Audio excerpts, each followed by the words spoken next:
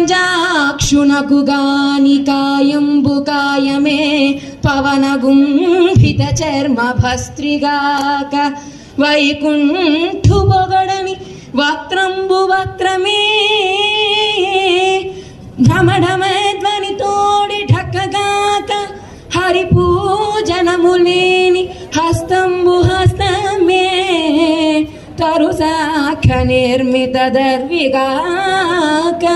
కమలేసు చూడని కన్నులు కన్నులే తను గుడ్యజాల రంధ్రములుగా చక్రి చింతలేని జన్మంబు జన్మమే తరల శరీల బుద్భుదంబుగాక విష్ణు భక్తి లేని విబుధుండు విబుధుడే